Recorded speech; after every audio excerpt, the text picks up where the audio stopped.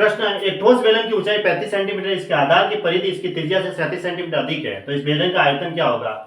देखो जो बेलन के आधार की जो परिधि होती है ना, जैसे ऐसे बेलन होता है, ये जो नीचे वाला होता है उसको कहते हैं हम आधार, है ना,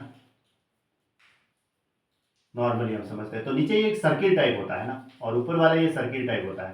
तो इसके जो आधार की परिधि क्या होती है, 2πr। सर्किल की परिधि ऐसे होती है 2πr। इसकी त्रिज्या से 37 सेंटीमीटर अधिक है, मतलब त्रिज्या जो आर है उससे 37 सेमी ज्यादा है, एक ये स्थिति दे रखी है। तो ऊंचाई दे रखी है, तो हम यहाँ से आर की वैल्यू तो निकाल सकते हैं, 2πr माइनस आर बराबर 37। अब देखो आर तो यहाँ से कॉमन आ गया, फिर 2 गुणा 22/7 माइनस 1 बराबर 37, ऐसा लिख सकते हैं। इन दोनों में से आर कॉमन ले लिया हमने। अब 2 गुणा 22 तो 44, और ये 7 को 1 से गुणा किया 7, 44 में से 7 गया तो 37, 37/7 बराबर इधर कितना है 37, 37 से 37 कट गया, तो आर बराबर 7 मिला हमें। आर की वैल्यू आ गई, ऊंचाई की वैल्यू आ गई। अब बेलन का आयतन बताना है, तो आयतन, बेलन का आयतन क्या होता है, पाई आर स्क्वायर एच होता है, पाई आर स्क्वायर एच। पाई की वैल्यू 22/7, आर की वैल्यू दे रखी है 7, तो 7 गुणा 7 लिख दो, और एच की वैल्यू दे रखी है उधर 35, तो ये 7 से 7 तो कट गया।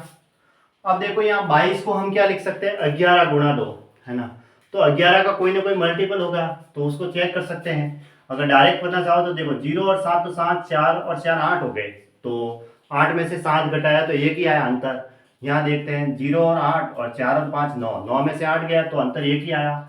फिर यहाँ 3 और 9 और 5 14, 14 में से 3 गए तो 11 आ रहा है, या तो ये ऑप्शन हो सकता है। इतना चेक नहीं करो तो सीधे गुणा कर दो, है ना, 4 और 2 6 है, 6 में से 4 गए तो 2 आ रहा है, यानी कि ऑप्शन तो यही बैठेगा फिर, क्योंकि 11 का गुणा आ रहा है यहाँ पे, 11 गुणा 2 है ना 22, तो 22 को 7 से गुणा करो, 4 2 14, 1 14 नहीं 15, है ना, और गुणा 35, तो कितना आ रहा है 5390 सेमी, इतना। ये इसका आंसर हो गया। नहीं तो गुणा ही कर लो, इतना सब नॉर्मल गुणा करना है, हम सिंपल तरीके से जैसे गुणा कैसे करते हैं वैसे ही कर सकते हो, इतना कोई बड़ी बात नहीं है। एक बेलन का आयतन ज्ञात कीजिए जिसका व्यास 20 सेंटीमीटर, इसकी ऊंचाई इसके आधार की त्रिज्या से दुगुनी है। अब देखो व्यास 20 सेंटीमीटर है, तो त्रिज्या कितनी होगी, व्यास की आधी होगी, यानी कि 10 सेंटीमीटर, ये हो गई। फिर इसके आधार, ऊंचाई जो है आधार की त्रिज्या से दुगुनी है, तो ऊंचाई है वो दुगुनी कर दो, 20 का डबल 10 का डबल 20 सेंटीमीटर। जैसे त्रिज्या तो क्या हो गई, व्यास अगर 20 सेंटीमीटर, त्रिज्या क्या हो गई, व्यास का आधा यानी कि 10 हो गई। अब इसने कहा कि इसकी ऊंचाई आधार की त्रिज्या से दुगुनी है, तो 10 का डबल 20 हो गई, ये ऊंचाई है। अब हमें इसका आयतन ज्ञात करना है, तो आयतन होता है पाई आर स्क्वायर एच।